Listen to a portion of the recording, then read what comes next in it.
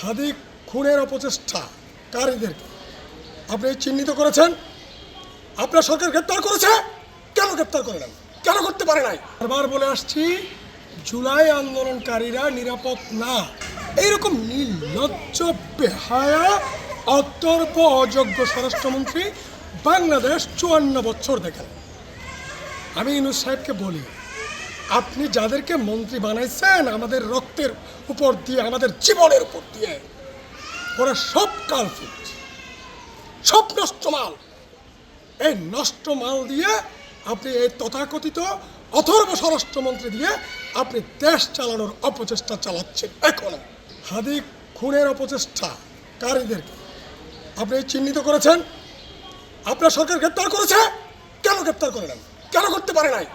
এখন আজকে নিউজ দেখলাম জুলকারনাইন সাহেরের, সেখানে সে তথ্য দিল যে হাদির চিহ্নিত খুনি ফয়সাল আর সে ড্রাইভার আসামে পালিয়ে গেছে, ইন্ডিয়া পালিয়ে গেছে।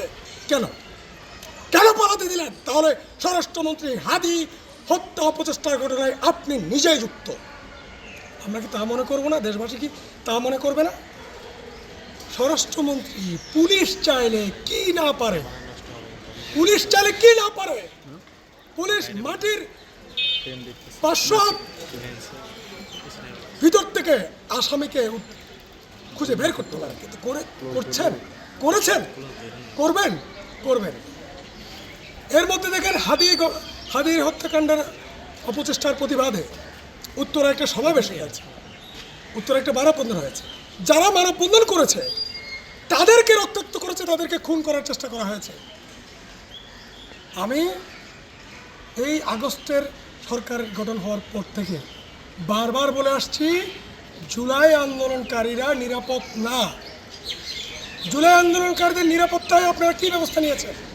হাদি ঘটনাকে নিয়ে রাজনীতি করার চেষ্টা করছে একটা মহল। আমাদের দেশে দেখবেন আপনারা যে কোনো একটা দুর্ঘটনাকে সঠিক তদন্ত না করার জন্য রাজনৈতিক লেভেল দেওয়া হয়। এই হাদির ঘটনায় এই অপচেষ্টা হয়েছে। এটা হচ্ছে যে নিরপরাধ মানুষকে ফাঁসিয়ে দেওয়ার অপচেষ্টা। এই স্বরাষ্ট্র মন্ত্রণালয়, এই ইউনূস সরকার তাহলে কি করছে? কার পারপাস সার্ভ করছে? জুলাই আন্দোলনের যারা অপরাধী তারা সবাই পলাতক। কেন আপনি পলাতে দিলেন? ক্যান্টনমেন্টে হেফাজতে রেখে, পুলিশ হেফাজতে রেখে আপনি সকল জুলাই ছাত্রদের হত্যাকারীদেরকে আপনি পালানোর সুযোগ করে দিয়েছেন ডক্টর ইউনূস সাহেব নিজে। কিন্তু কত টাকার বিনিময়ে, কত হাজার কোটি টাকার বিনিময়ে, সেটা আমরা জনগণ জানি না। যদি আপনার টাকার বিনিময়ে না করেন তাহলে জুলাইয়ের ছাত্র হত্যাকারীরা কিভাবে পালিয়ে গেল? 8 আগস্ট 24-এর পরে আপনি ক্ষমতায় ছিলেন, ইউনূস সরকার ক্ষমতায় ছিলেন। আপনার ইঙ্গিতে, আপনার যোগসাজশে, আপনার সরকারের উপদেষ্টাদের যোগসাজশে জুলাই হত্যাকারীরা এক্সিট নিয়েছে, বাংলাদেশ থেকে সেফ এক্সিট নিয়েছে। এটার জন্য ডক্টর ইউনূস নিজে দায়ী, ডক্টর ইউনূসের উপদেষ্টাও দায়ী, এবং আইনশৃঙ্খলা বাহিনী দায়ী। সুতরাং আমি যে কথাটা বলছি যে দেশে দেশে সবার সাথে দ্য নিউজ।